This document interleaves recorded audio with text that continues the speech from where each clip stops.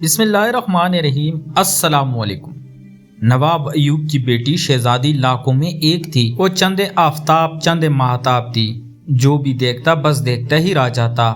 آواز نرم دھیمی، جبکہ چال ایسی نشیلی کہ دیکھنے والا دیکھتا ہی رہ جاتا۔ اس کا ایک ایک انگ خوبصورتی سے بھرا ہوا تھا۔ میں یہ شاعرانہ باتیں اس لیے کر رہا ہوں کہ کسی زمانے میں نواب ایوب کی حویلی کا نوکر ہوا کرتا تھا۔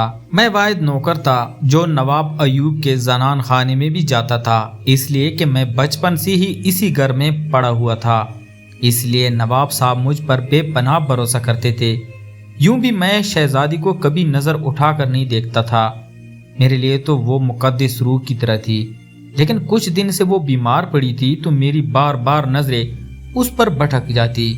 نواب ایوب نے اسے کمرے سے نکال کر باہر باغ میں رکھا ہوا تھا، جہاں وہ تازہ ہوا لے سکے۔ میں جب بھی اسے دیکھتا تو مجھے اس پر رحم ہی آتا۔ خدا جانے شہزادی کو کیا بیماری ہو گئی تھی کہ 1 مہینے سے وہ مسلسل بس سوکھتی ہی جا رہی تھی۔ اس دن میں صحن سے گزر رہا تھا کہ شہزادی کو زہر کی کھانسی شروع ہو گئی۔ شہزادی کے گلے سے عجیب سی آوازیں آنے لگیں۔ یہ دیکھ کر میں تو ڈر ہی گیا تھا۔ میں نے کبھی کسی عورت کو ایسے تڑپتے نہیں دیکھا تھا۔ ابھی میں شہزادی کو دیکھنے ہی والا تھا کہ نواب صاحب بھاگتے ہوئے آئے، اپنی بیٹی کو باہوں میں اٹھا کر اندر لے گئے۔ اس کے بعد شہزادی کی آواز آنا تو بند ہو گئی۔ شاید اسے وقتی آرام آ گیا تھا، مگر نواب صاحب ٹہلتے ہوئے باہر آ گئے۔ کہنے لگے جلدی سے گاڑی نکالو، آج مجھے مسجد جانا ہے اور وہاں پر ایک ضروری اعلان کرنا ہے۔ یا اللہ خیر، میں نے دل میں سوچا۔ گاڑی دھو کر باہر کھڑی کی۔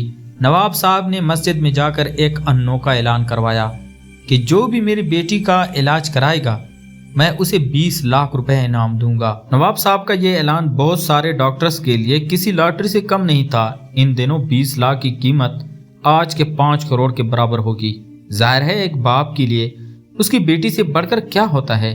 میں سوچنے لگا کاش میں بھی حکیم ہوتا، میں نواب صاحب کی بیٹی کا علاج کر کے زندگی بھر کی کمائی کر لیتا۔ کہتے ہیں کہ انسان جو خواہش کرتا ہے اللہ تعالیٰ اسے ضرور پورا کرتا ہے۔ میں ان دنوں سوچتا رہتا کہ نواب صاحب کی بیٹی کا علاج کیسے ممکن ہوگا۔ ایک دن میں باہر کھڑا تھا کہ مجھے گھر کے دروازے پر ایک آدمی دکھائی دیا۔ اس آدمی کی آنکھیں عجیب سی تھیں، بھورے رنگ کی انتہائی تیز اور چمکدار آنکھیں۔ اس کے بال اور حلیہ عجیب سا تھا۔ دیکھ کر ہی اندازہ ہو رہا تھا کہ وہ کوئی فقیر ہے اور بھیک مانگنے آیا ہے۔ میں نے اسے جیب سے نکال کر 50 روپے دیے تو اس نے مجھے دھتکار دیا اور بولا مجھے تم سے نہیں شہزادی سے ملنا ہے، جس کا علاج کرنے کے لیے نواب صاحب نے 20 لاکھ روپے کا اعلان کیا ہے۔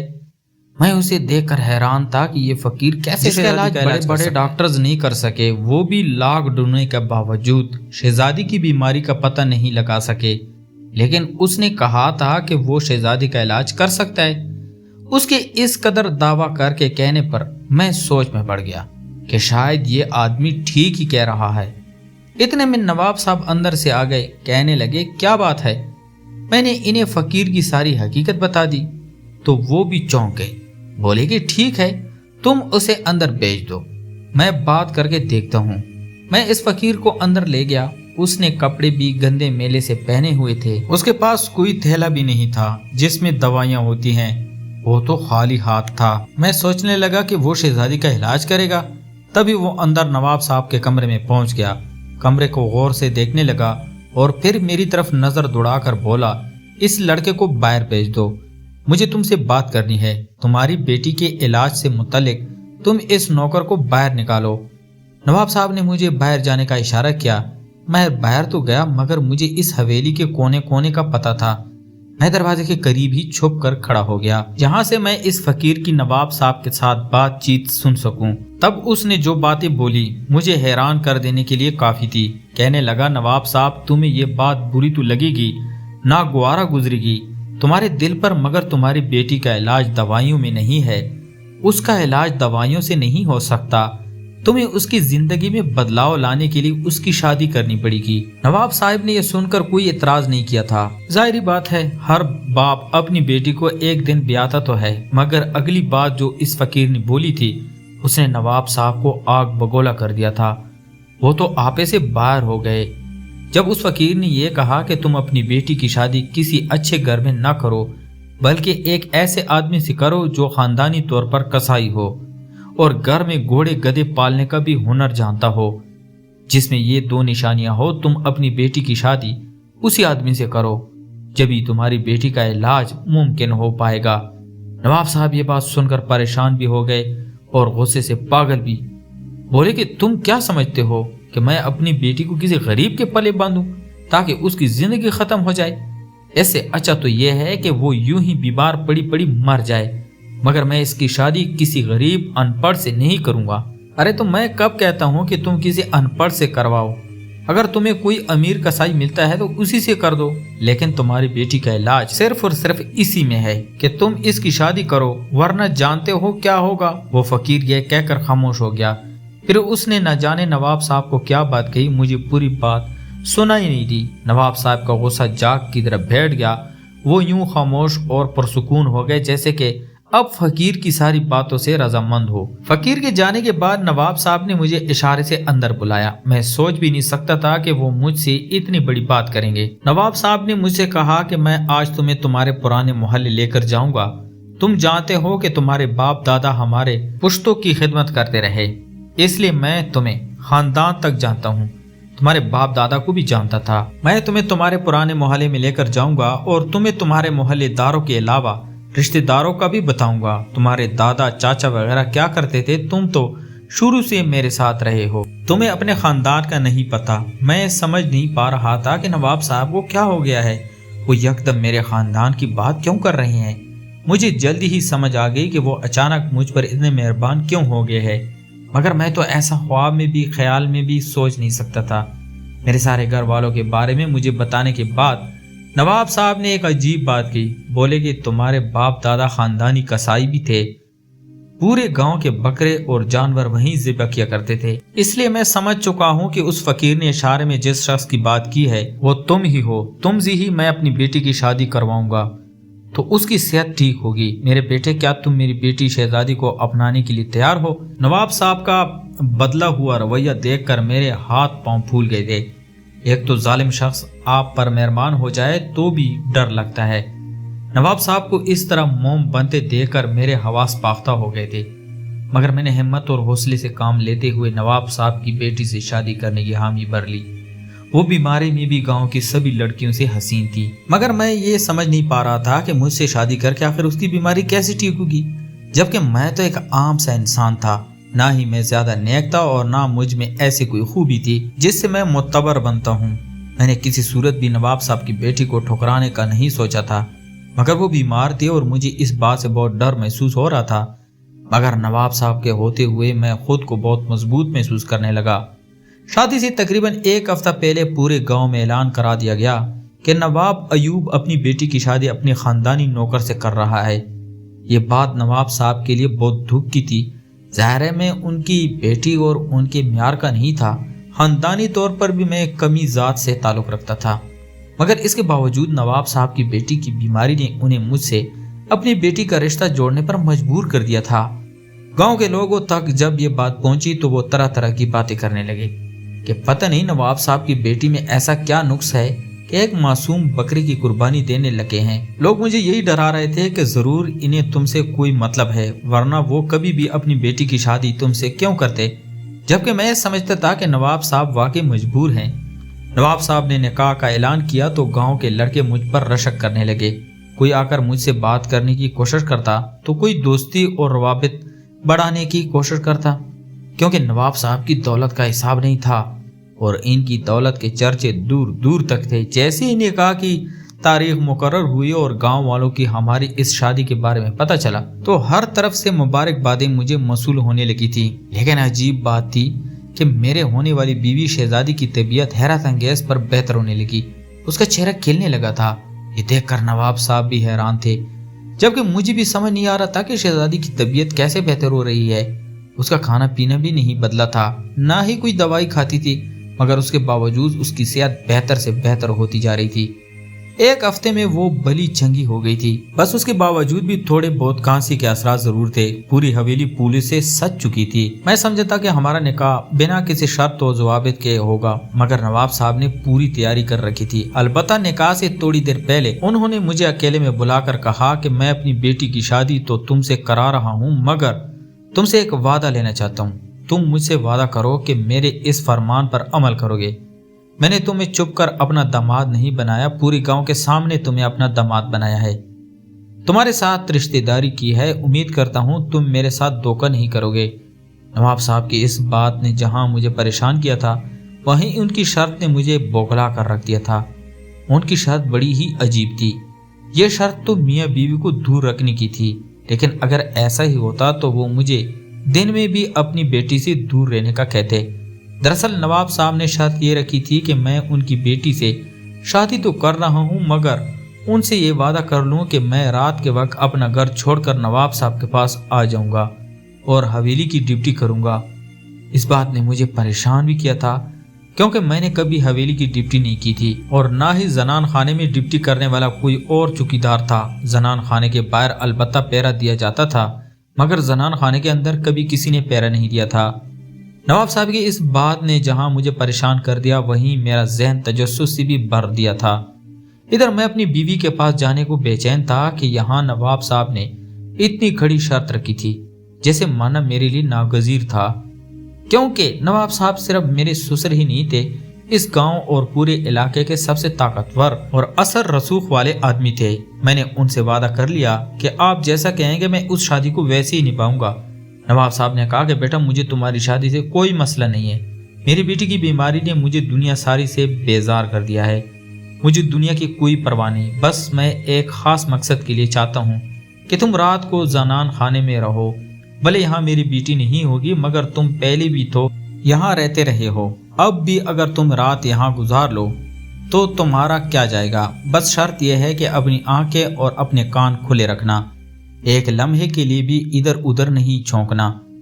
नवाब साहब की इस बात को सुनकर मेरे जहन में बहुत सारे सवाल तो उठे, मगर मैं इनके इस अंदाज को समझता था। वो हमेशा ऐसी ही बात किया करते थे, कभी पूरी बात नहीं बताते थे। मैं जानता था कि उनके इस हुक्म के पीछे कोई ना कोई हिकमत जरूर होगी, क्योंकि अकल से खाली बात करना नवाब साहब का शेवा नहीं था। लेकिन आज पहली रात थी। नवाब साहब ने मुझे अपनी बेटी के पास जाने से नहीं रोका, बल्कि मुझे खुशी खुशी इजाजत दी कि तुम जाकर मेरी बेटी का ख्याल रखो और उसे दवा भी वक्त पर खिला देना।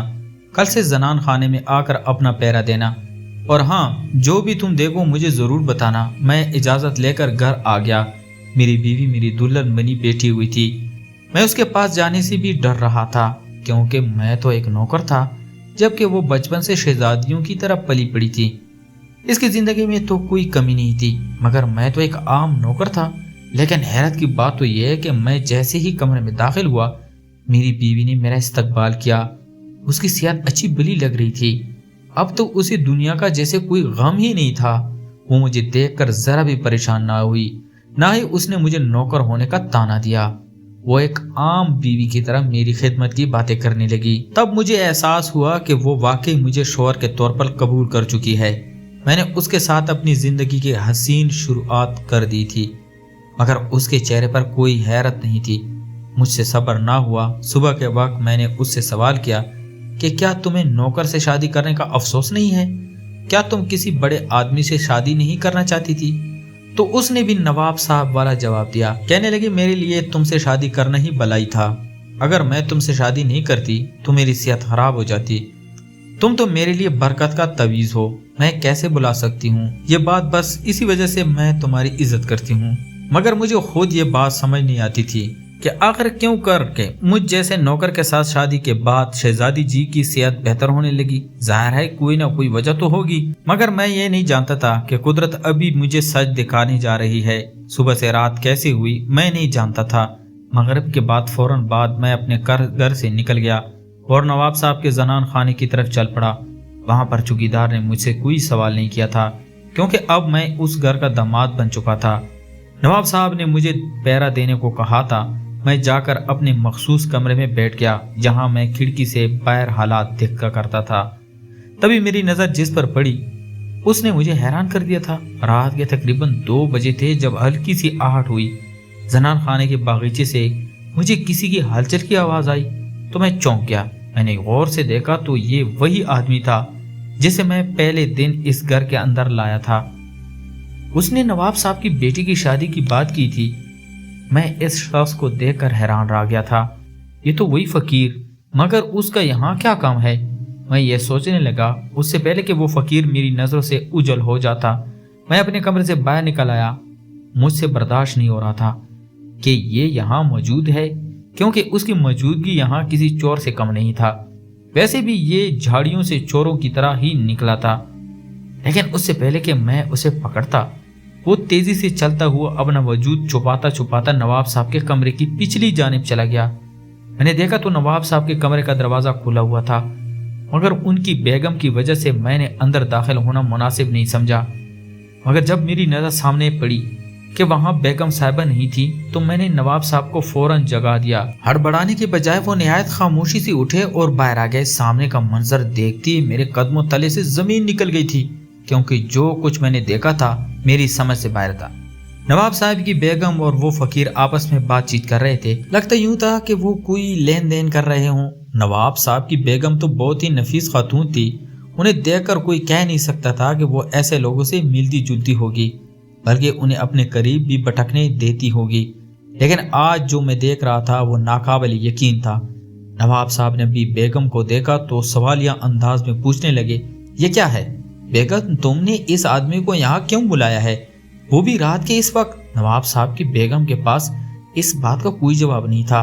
نواب صاحب بنا کسی ثبوت کے اپنی بیوی کو تو کچھ نہیں کہہ سکے۔ مجھے حکم دیا کہ فوراً اس فقیر کو پکڑ کر استنبول میں بند کر دو، اور جب تک یہ سارا سچ نہیں اگلے گا تب تک اسے وہیں رہنے دو۔ یہ سننا تھا کہ وہ آدمی بول پڑا۔ اس کے چہرے سے خوف صاف جھلک رہا تھا۔ مجھے معاف کر دیں نواب صاحب، مجھ سے بہت بڑی غلطی ہو گئی، مگر مجھے اکیلے سے نہیں ہوئی، اس میں آپ کی بیوی بھی شامل ہے۔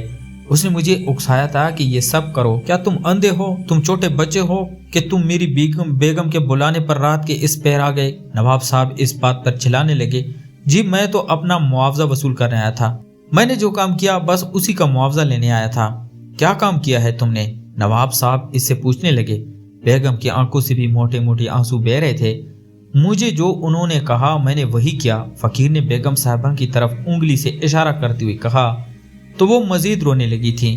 معاف کر دیں نواب صاحب، مجھ سے غلطی ہو گئی، مجھے آپ کی اولاد کو اپنی اولاد سمجھنا چاہیے تھا، مگر میں ایسا نہیں کر سکی، بہک کے شیطان نے بہکا دیا مجھے۔ یہ کہہ کر نواب صاحب کی بیگم رونے لگی تو مجھے اندازہ ہوا کہ یہ عورت یعنی نواب صاحب کی بیگم شہزادی کی اصل ماں نہیں تھی، بلکہ شہزادی کی اصل ماں کوئی اور تھی، جبکہ بیگم صاحبہ نواب صاحب کی بیوی تو تھی مگر شہزادی کی ماں نہیں تھی۔ میں نے ایسا اس لیے کیا کہ میں بدلہ لینا چاہتی تھی۔ کیسا بدلہ لینا چاہتی تھی؟ تم کتنی بدبخت عورت ہو، میں نے تم پر بھروسہ کیا اور تم نے اس فقیر کے ساتھ مل کر کیا کیا ہے؟ مجھے سچ بتا دو۔ نواب صاحب چلانے لگے۔ دونوں نے اپنی غلطی کا اعتراف کر دیا۔ انہوں نے جو ڈرامہ رچایا تھا وہ کھل کر سامنے آ گیا تھا۔